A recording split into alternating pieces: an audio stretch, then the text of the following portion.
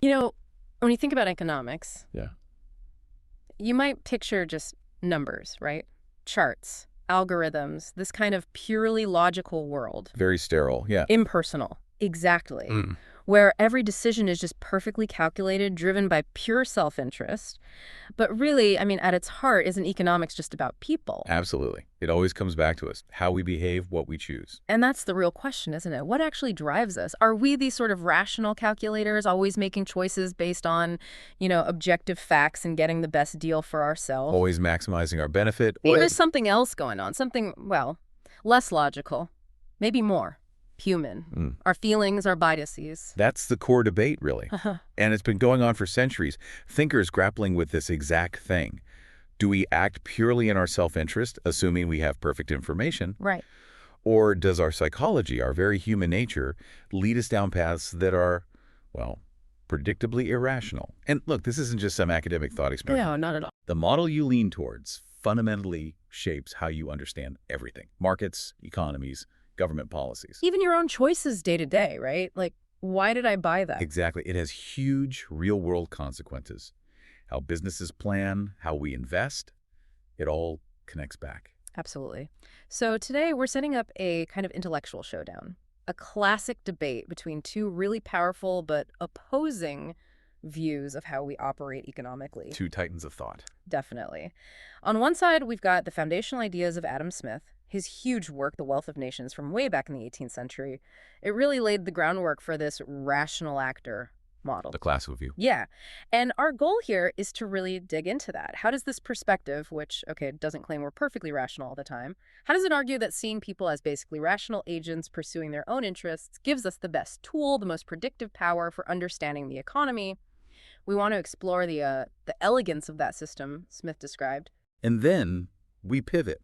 We turn to the, groundbreaking research of people like Daniel Kahneman, especially drawing from his big book, Thinking Fast and Slow, and this whole field that's blossomed behavioral economics. Right, which throws a bit of a wrench in the works. It really does. It argues that the purely rational model is, in some pretty fundamental ways, flawed.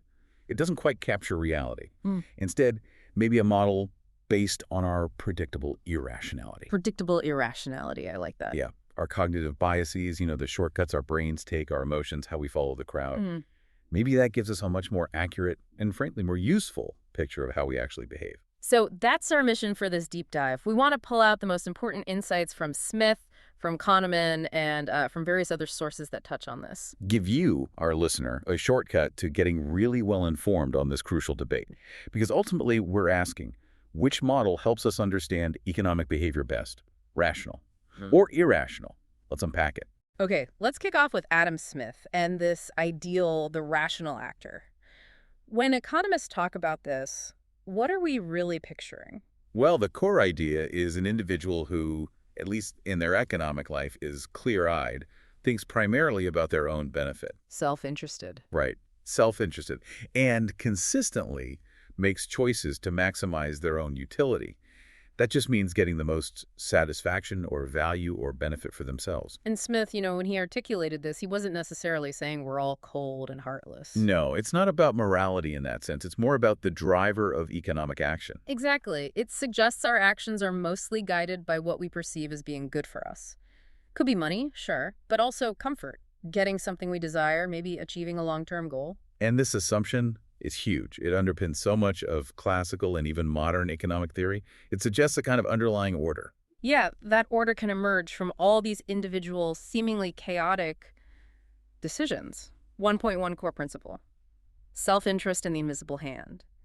So the absolute core of Smith's model, the really famous part, is this almost paradoxical idea: the invisible hand. Right. It's this notion that even if people are only focused on their own gain, Just looking out for themselves. they somehow inadvertently end up doing things that benefit society as a whole. It's like an unseen force guiding things. A kind of spontaneous order emerging without anyone planning it. And Smith saw this playing out in very real, concrete ways. He did. He looked at, say, Landowners back then, proprietors, he called them. He said they used the stuff from their lands to buy manufactured goods, often just to gratify the most childish vanity. So think of a rich lord wanting fancy silks or furniture. He's not thinking, oh, I must stimulate the economy. No, he just wants the nice stuff. And at the same time, you have the merchants and the artisans, the craftsmen. What about them? Well, Smith says they were just acting on the principle of turning a penny wherever a penny was to be got. Just simple self-interest, trying to make a living, make a profit. Okay, so everyone's just doing their own thing, driven by vanity or profit. Where does the invisible hand come in? This is the fascinating part. Smith's key insight, his typical Smithian thesis, was that neither the vain proprietor nor the industrious merchant really had any clue about the bigger picture. They had neither knowledge nor foresight of that great revolution which the folly of the one and the industry of the other was gradually bringing about. They weren't planning some huge societal shift. Not at all. But Smith believed their actions, driven by these natural, inevitable, self-interested forces, did lead to massive changes. For instance, as trade and manufacturing grew because the merchants were busy turning a penny, Yeah. the power of those big landowners who were spending their money on manufactured goods instead of, say, armies or retaining power, their power started to decline. Okay. So the economy shifting weakened the old power structures. Exactly. And this gradual shift, driven purely by individual economic choices, led towards, in Smith's view, a regular government, established in the country as well as in the city, more individual freedom, more economic opportunity, all happening as if guided by this invisible hand, promoting an end societal progress which was never part of anyone's original intention. 1.2 Market mechanisms and efficiency driven by rationality. So this self-interest, when it operates in a free, competitive market, doesn't just lead to big societal changes over time. It also drives, like, day-to-day efficiency, right? Absolutely. The rational actor model assumes that markets, if left alone, are pretty efficient machines. Competition naturally pushes prices towards a sort of fair equilibrium. And resources get allocated where they're most needed or wanted. Precisely. It's a continuous self-correcting process, all fueled by rational individuals trying to do best for themselves. Smith had a great example for this, didn't he? Something about bread and meat. Yes, a classic one. He looked at the relative values of those two different species of food, bread and butcher's meat, and how they changed depending on how developed agriculture was. Okay. So in the rude beginnings, as he put it, maybe think of early colonial settings or frontier lands where there's tons of open land, all abandoned to cattle. Getting meat is relatively easy. He even mentions Buenos Aires, where an ox costs basically just the effort of catching it. Wow, cheap meat. Very cheap meat. So in that situation, Smith argues, bread, therefore, is the food for which there is the greatest competition, and which consequently brings the greatest price. Why bread? Because even basic farming, growing corn, takes significant labor and effort compared to just grabbing some readily available cattle. So rational consumers compete for the scarcer, more labor-intensive bread, driving its price up.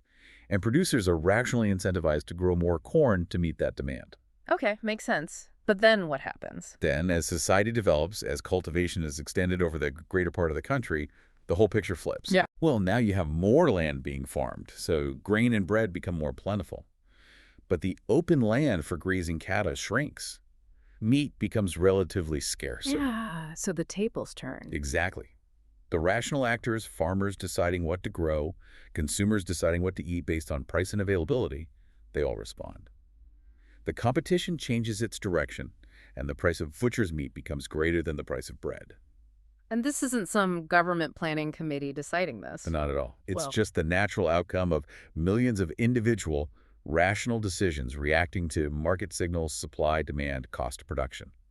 The market, through these rational actions, efficiently figures out the right prices and allocates resources. And this logic, this rational pursuit of gain, it applies way beyond just food, right? Like in trade. Oh, definitely. Smith went into great detail about different kinds of trade.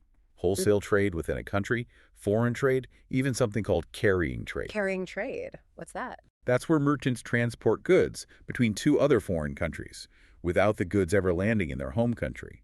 Think of a Dutch ship carrying Spanish wool to Italy. Got it. And Smith saw all these as rational. Absolutely. He depicts them all as rational ways to allocate capital efficiently. Merchants are constantly comparing the different returns of home and foreign trade, weighing the risks and potential profits. They analyze the nature and operation of the carrying trade. always looking for the best return on their investment. Precisely. The underlying assumption is that capital, like water, will flow to where it can earn the highest, most secure return. And this constant rational movement of capital is what drives commerce, moves goods to where they're most valued, and ultimately creates wealth on a massive scale. It's a logical, efficient system powered by rational self-interest. 1.3 Rational Strategy in Business, a blueprint for success. Okay, so we have the individual rational actor and the market mechanisms, but this rational model also extends into how businesses themselves should operate, right? Like it provides a kind of blueprint for strategy. Definitely. It's not just about individual consumers or traders. It's also about how organizations should think and act deliberately, analytically, to succeed against competitors. Like Hamilton-Helmer's seven powers framework. That seems very much in this vein. Absolutely. Helmer explicitly promotes a rational, structured approach to strategy. He argues that for a strategy to be viable, sustainable, a company needs at least one of these seven power types. Things like network effects, scale economies, strong branding for each competitor. So it's not just hoping you're good, it's about identifying and building specific defensible advantages. Exactly. It's a systematic, rational method. You analyze the competitive landscape, you identify where you can build real, lasting power, and you focus your efforts there. It's about achieving continuing power in significant markets through deliberate choice, not luck. That sounds similar to the thinking in blue ocean strategy, too. Very much so. Kim and Malborn advise companies to rationally reconstruct market boundaries to break from the competition and create blue oceans, meaning new, uncontested market space where competition is irrelevant. They're very explicit about not relying on gut feelings, right? Oh, yeah. They warn that managers cannot afford to be riverboat gamblers, betting their strategy on intuition or on a random drawing.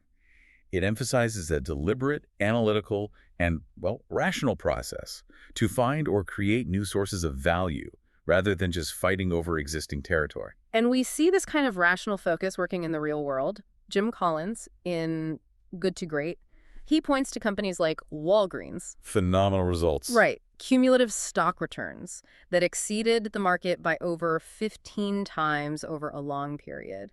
And Collins attributes this to them finding and sticking religiously to their hedgehog concept. Which is essentially a brutally simple, rational core idea, isn't it? Yeah. It's the intersection of what you're passionate about, Yeah. what you can be the best in the world at, and what drives your economic engine. Exactly. And the CEO, Cork Walgreen, basically said, look, it just wasn't that complicated. Once we understood the concept, we just moved straight ahead. That speaks volumes about the power of a simple, rational focus, disciplined execution of a clear, logical strategy. And think about Jeff Bezos at Amazon. Maybe one of the most striking examples of rational long-term strategy, even when it hurts in the short term. You mean the Kindle, disrupting their own book business. Precisely. His decision to cannibalize yourself than have someone else do it, launching the Kindle, directly threatened their massive physical book sales. That's a tough call. But incredibly rational if you see digital as inevitable. That's the key. He rationally anticipated the future and acted proactively, even though it meant disrupting a hugely profitable current business.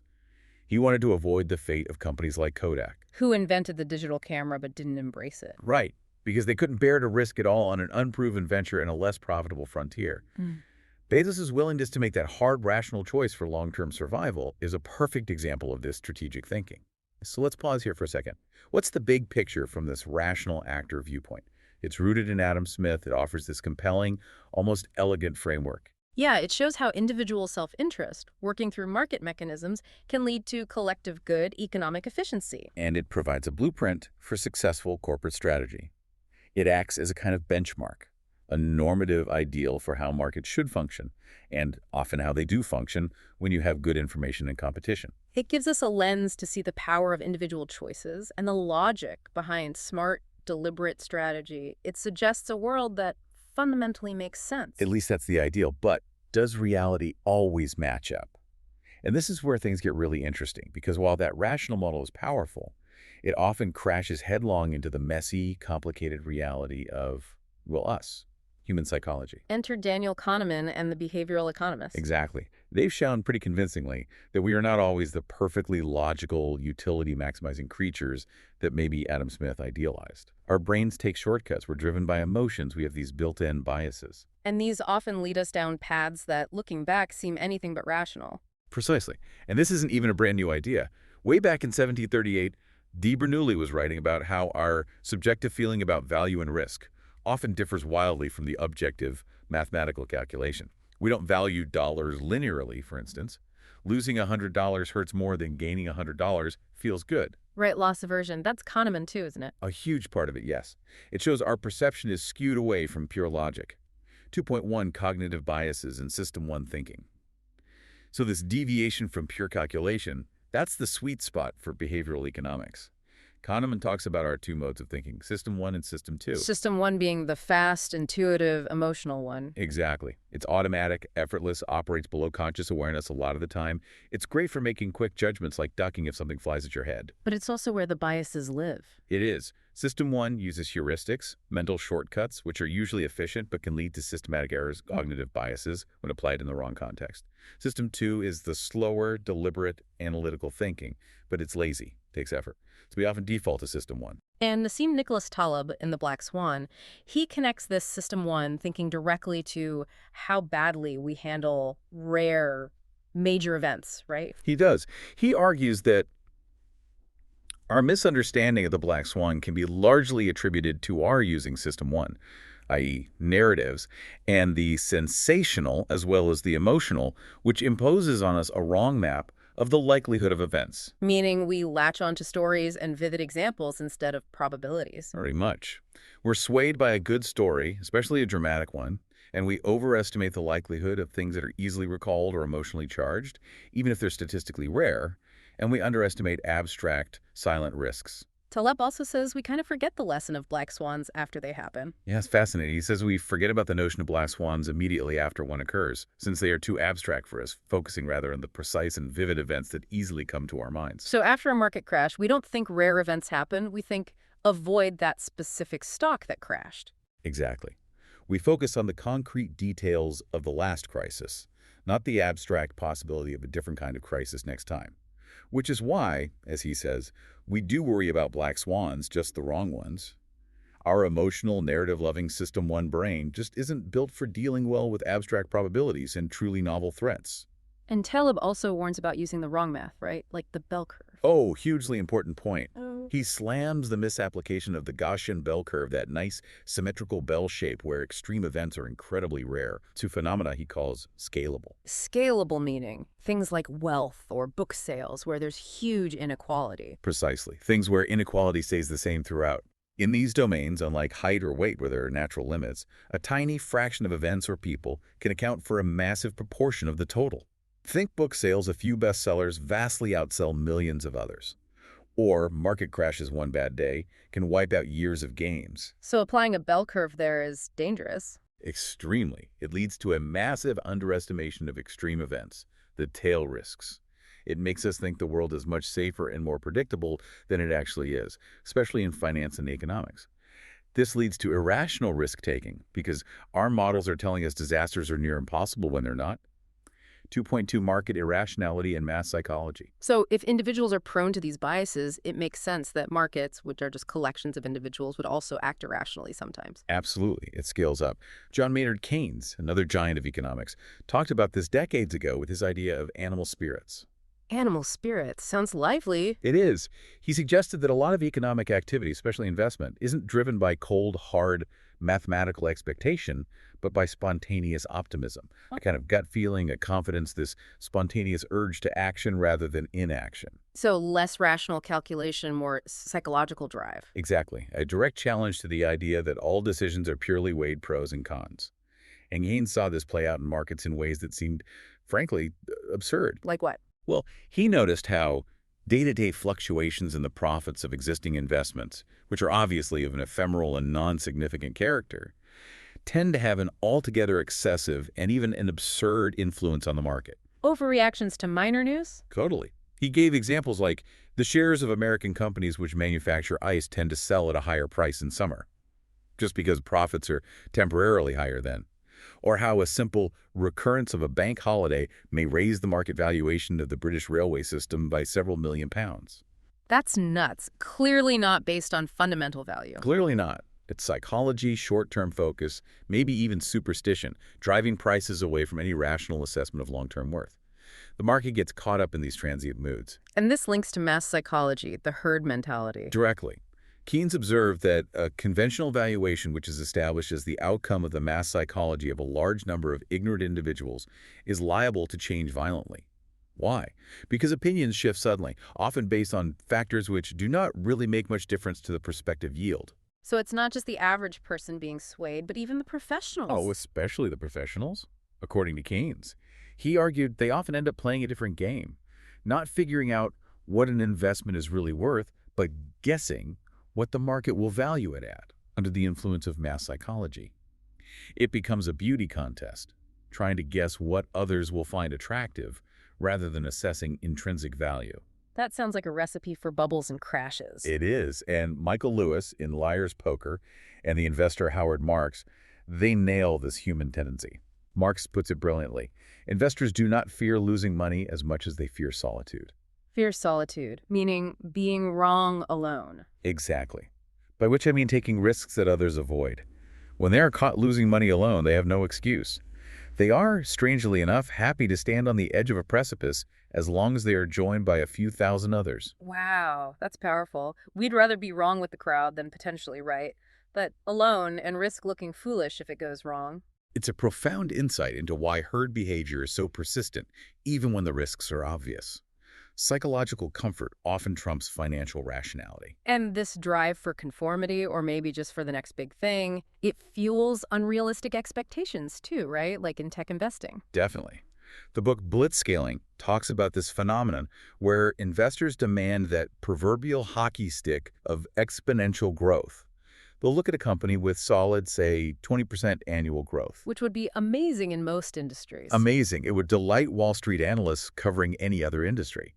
But in certain hype sectors, investors see that steady growth and think, nope, not exponential enough, sell it, or make them take on way more risk to chase that hockey stick. So the market gets driven by fads and this almost irrational demand for impossible growth curves rather than sensible, sustainable value. It certainly can. It becomes less about rational assessment and more about chasing momentum and fulfilling these often unrealistic narrative expectations. And Michael Lewis even pointed out how things were valued non-rationally leading up to 2008. Yeah, in The Big Short, he mentions a point where the market was trying to figure out the value of CMOs, these complex mortgage bundles. How do they do it? By comparing them to corporate and treasury bonds. Lewis explicitly notes, though this wasn't precisely rational, Why wasn't it rational? because the underlying risks were completely different. Comparing complex, opaque mortgage derivatives to relatively straightforward corporate or government debt was comparing apples and oranges. It was a valuation based on finding a familiar comparison point, a convenient benchmark, not on a deep rational understanding of the actual toxic assets hidden inside those CMOs. The market settled on a price, but not through logic. 2.3 flawed information, deception, and opacity. Okay, so individual biases and mass psychology mess with rationality. But what about the information itself? The rational model kind of assumes everyone has access to good, accurate information, right? That's a huge underlying assumption, and when it breaks down, the whole rational decision-making framework collapses. Enron is just the nightmare scenario here. What exactly did they do again? It was complex accounting, wasn't it? Deeply complex and intentionally deceptive. Burton Malkiel, in A Random Walk Down Wall Street, explains how Enron management set up this myriad of complex partnerships. Their main purpose: to obfuscate the true financial position of the firm and massively overstate Enron's earnings. Hiding debt and inflating profits. Exactly. There was one scheme where they basically booked a $115 million loan from a secret partnership as profit, even though the actual venture it funded was a total failure. It was pure accounting fraud, designed to mislead. And the supposedly rational actors, the analysts, the auditors, they bought it. That's the truly shocking part. Malkiel notes Wall Street analysts applauded and called Ken Lay the mastermind of the year, and Arthur Andersen, their prestigious accounting firm, certified the books as fairly stating Enron's financial condition. How could that happen? Were they all fooled? Or complicit? Probably a mix. Huge fees were involved, creating massive conflicts of interest. Maybe some were genuinely fooled by the complexity. But it represents a catastrophic failure of the very mechanisms analysis, auditing, that are supposed to ensure rational market decisions based on reliable information.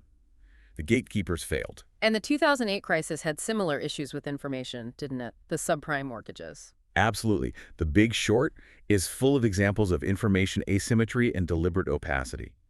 Lewis tells this incredible story about a Bear Stearns What analyst. happened? The analyst published a report with prices for CDOs, those bundles of mortgages. But investors like Michael Burry realized those published prices were way higher, like 5 times higher than what Bear Stearns' own traders were actually willing to sell them for in private deals. So the public information was completely misleading. Totally. And when an investor called the analyst out on this huge discrepancy, what did the analyst do? He just said, gotta go, and hung up. Wow. Just ran away from it. It perfectly illustrates the problem. Lewis points out investors couldn't know for sure. There was no disclosure. You didn't know what they had on their balance sheet. Without transparency, without accurate information, how can anyone make a rational decision? You can't. The system itself becomes opaque. Exactly. And that opacity allows irrationality driven by fear, greed, or just plain confusion to thrive. It creates opportunities for those with the hidden information to exploit those without it. It's a complete breakdown of the efficient market ideal. 2.4 Psychological influences on individual decision-making. Okay, so markets can be irrational, information can be flawed, but even in simpler everyday decisions, psychology plays a huge role, doesn't it? Beyond just pure economic calculation. Oh, constantly. Robert Cialdini's work in Influence is brilliant on this.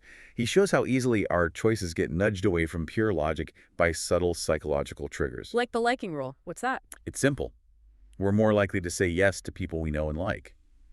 Cialdini cites a fascinating study about attitudes towards evolutionary theory. How did liking someone affect that? Well, when participants were told that a widely liked individual supported evolutionary theory, they used examples like George Clooney or Emma Watson. People's positive attitudes towards the theory went up significantly. Regardless of their background. Yes, regardless of the participants' age, sex, or degree of religiosity. The takeaway: to change feelings, counteract them with other feelings. It shows our decisions aren't always about the logical substance of the argument. Who delivers the message and our feelings about them can be incredibly persuasive, often bypassing rational analysis entirely. We trust people we like, even if we shouldn't, based purely on the facts. And Cialdini talks about other powerful triggers too, like scarcity messages. Ah, the limited time offer effect. Exactly. Making something seem rare or exclusive instantly makes it more desirable. It creates urgency, pushes us to act now, overriding careful consideration. And then there's the mere exposure effect, which Kahneman also discusses. Just seeing something repeatedly makes us like it more. Yes, often unconsciously. Familiarity breeds liking. We develop a preference for things we're exposed to often, whether it's a brand logo, a politician's name, or even abstract shapes in a lab experiment. Again, it's a preference formed outside of rational evaluation. These are powerful shortcuts our brains use, but they can definitely lead us away from the most logical choice. They absolutely can, and these psychological factors even shape big strategic decisions, or why some products succeed and others fail, despite the technical logic. Like that social network example, branch out. Right. Branch Out had this idea, maybe technically logical, to build a bridge between Facebook and LinkedIn. Connect your personal and professional online lives. Seems efficient, maybe. Maybe. But it just didn't fly. Users fundamentally rejected it. Why? Because psychologically, users wanted this wall maintained. They wanted separation between their work persona and their personal life. And Facebook learned this too. They did. With their own failed rollout of Facebook at work, it reveals this deep, predictable, psychological desire for boundaries, for different contexts that can completely override technical feasibility or potential rational benefits of integration. Human nature has its own logic, and it's not always the same as economic or technical logic. Okay, this is fascinating. When you lay it all out, the biases, the herd behavior, the information issues, the liking rule, it paints a really different picture of human economic behavior, doesn't it? Far more complex, maybe far messier than just pure self-interest. Definitely messier, more textured. Yeah. It shows how our emotions, our social ties, the stories we believe, how things are framed, whether information is hidden, all of this profoundly shapes our choices and often leads to outcomes that, if you just look at them through a purely logical lens, seem quite irrational. Predictably so, often. Right, predictably irrational. So I have to ask you, our listener, thinking about all this, what stands out to you? Can you see these forces at play, these biases, this mass psychology? Have they influenced decisions you've seen others make? Or maybe, if you're honest, decisions you've made yourself? How often do we think we're being perfectly rational, but maybe something else is pulling the strings? Okay, so we've explored the power of the rational actor model, the elegance of Smith's ideas, and we've dived deep into the critiques, the messy reality of predictable irrationality from Kahneman and others. It feels like two opposing camps. But does it have to be strictly either? That's the million-dollar question, isn't it? Do we just pick a side? Or is there a way to reconcile these views? Yeah, can we maybe use our understanding of irrationality to actually build better systems or even to help ourselves make, more rational decisions in the end? I think the answer is a definite yes. The goal isn't really to crown one model the absolute winner. It's much more useful to understand how they interact, how they complement each other. So the insights from behavioral economics aren't just about pointing out flaws. Not at all. They're about understanding predictable flaws. And that predictability is crucial. If we know how people are likely to err, we can account for it. We can design systems, processes, even personal strategies to mitigate those biases or maybe even leverage that understanding. So building a more robust picture by using both perspectives. Exactly. Integrating the insights, not just choosing one. 3.1 rational processes to mitigate irrationality. So one way to bridge the gap is by using rational processes specifically designed to counteract our known irrational tendencies. If we know our shortcuts, we can build guardrails. Like what Ray Dalio talks about in Principles. His ideas for organizations seem aimed right at this. Very much so. Dalio is huge on creating systems that fight bias. He advises leaders, for example, to be open-minded and assertive at the same time. That's a direct counter to confirmation bias. You need conviction, but you also need to actively seek out opposing views. And he talks about distinguishing open-minded from closed-minded people. Yes. He argues it's critical for good decision-making to identify who is genuinely open to challenging their own beliefs versus who just defends their position. And his emphasis on worrying more about substance than style. That seems like pushing back against things like the liking rule, right? Don't be swayed by charisma, focus on the logic. Precisely. These are all rational design choices rules, processes implemented specifically to overcome common psychological pitfalls and force more objective thinking within an organization. And what about in teams? How do you fight things like groupthink? Debate. Structured, open, sometimes uncomfortable debate. Both Kim Scott in Radical Candor and Patrick Lencioni in The 5 Dysfunctions of a Team hammered this point home. Lencioni says debate should occur constantly on a well-functioning team. Why is that so important? Because it forces the team to keep wrestling with it, digging up needed information, getting expert input, or just thinking more deeply. It actively prevents that common irrational trap of rushing into a decision before they have really thought it through or gotten sufficient input. So conflict, or at least constructive debate, is actually a rational tool. A vital one. Lencioni even connects it to this physics concept, self-organizing criticality. The idea that lots of small corrections maintain stability while avoiding issues until one huge correction causes a catastrophe. Healthy debate allows for those small, constant corrections in thinking and assumptions, preventing a big blow-up later caused by unexamined biases or suppressed dissent. It's a rational defense against group irrationality. That makes sense. And this idea of using rational structure to overcome inherent issues, it applies to big strategic problems too, like Christensen's innovator's dilemma. A perfect example. Christensen identifies this almost rational failure mode of big companies. They look at small, disruptive technologies and rationally conclude, these small markets don't meet our huge growth needs right now. Let's focus on our big, profitable existing customers. Seems logical in the short term. Totally logical short term, but disastrous long term, as those disruptive technologies often take over the whole market, leaving the incumbent behind. Think Kodak again. So what's the rational solution to that seemingly rational problem? Christensen's solution is structural and rational. He says large companies need to implant projects to commercialize disruptive innovations in small organizations, maybe separate divisions or spin-offs, that will view the projects as being on their critical path to growth and success. So you create a new structure where the rational self-interest aligns with the disruptive tech, even if it doesn't align for the parent company initially. Exactly. It acknowledges the inherent organizational irrationality or bias of large companies towards their current scale and customers, and it provides a rational workaround. You're using rational design to overcome a predictable organizational tendency.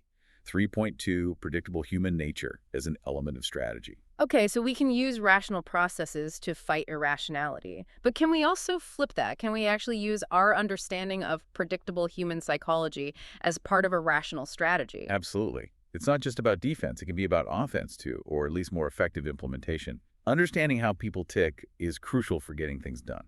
Like in change management, getting people on board with a new strategy. Yes, Kim and Mauborn mentioned this in Blue Ocean Leadership.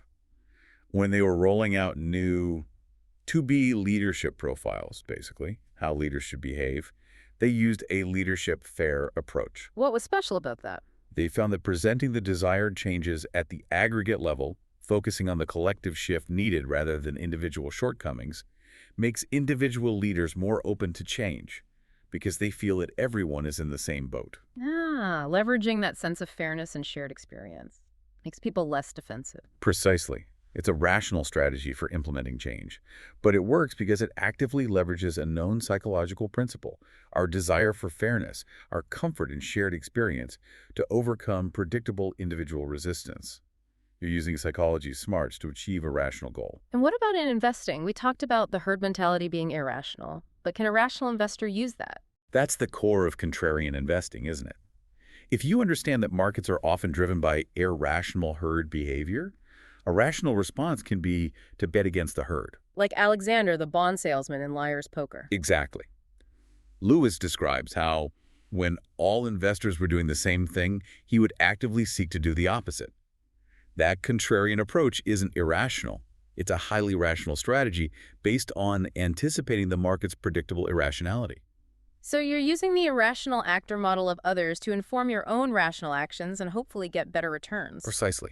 You understand their psychological drivers, the fear of solitude, the chasing of trends, and you position yourself to benefit from the excesses those drivers create. That's a really interesting twist. And even if you're not a contrarian, just understanding market psychology is important, right? Like dealing with those hockey stick growth expectations. You have to. Even if you, as a company leader, think the market's demand for exponential growth described in blitzscaling is irrational compared to solid, steady progress. Which it often might be. You still operate in that market. Those irrational expectations become a real external constraint. A truly rational strategic response requires understanding and navigating those expectations, even if you disagree with them. So you have to factor in the market psychology when you're communicating, raising capital, setting targets. Absolutely. Ignoring how investors actually think and behave, even if their behavior isn't perfectly logical by textbook standards, would be strategically irrational in itself. You have to deal with the world as it is, irrationality included. Okay, so we've covered a lot of ground here. We've seen the elegant logic of Adam Smith's rational actor driving markets towards efficiency and informing smart strategy, that classical view. A powerful foundational concept. And then we've explored the challenges from behavioral economics, from Kahneman and others, showing us a more, well, human picture. Cognitive biases, emotions, herd behavior, all leading to predictable deviations from pure rationality. Highlighting how psychology profoundly influences economic outcomes, from market bubbles to individual choices. So after all this, which model is actually the most useful? Is it Smith or Kahneman? Rational or irrational? I think the answer really has to be. It depends. It depends entirely on the context, on the question you're asking. There isn't one single best model for all situations. So it's not about declaring a winner, but about choosing the right tool for the job. Exactly. Think of them as different lenses. If you're, say, designing broad economic policy for a whole country, or analyzing very long-term, large-scale market trends. Where maybe individual quirks kind of average out? Perhaps. Sure. In those cases, the rational actor model can still be incredibly useful as a baseline, a normative framework. It helps us understand how an idealized market should work, the fundamental forces at play. It gives us a target to aim for, perhaps. Okay, so useful for the big picture, the long term. But if you're trying to understand why a specific market bubble is forming right now, or why consumers aren't adopting a technically superior product, or how you should make a specific investment decision, then the rational model might fall short. then the insights from the irrational actor model, from behavioral economics, become crucial. They offer much more explanatory power for those specific, often messy, human-driven situations. It accounts for the fear, the biases, the social influences that the purely rational model tends to abstract away. So it's not right versus wrong, but more like different levels of analysis or different aspects of reality. I think that's a great way to put it. True understanding probably requires acknowledging both. We aspire to be rational, and our systems are often built on that assumption, but we are frequently, predictably, irrational. And the smartest players are the ones who get both sides. I believe so. The smartest individuals, the most successful organizations, they understand their own tendencies towards irrationality, and they understand how others are likely to behave irrationally.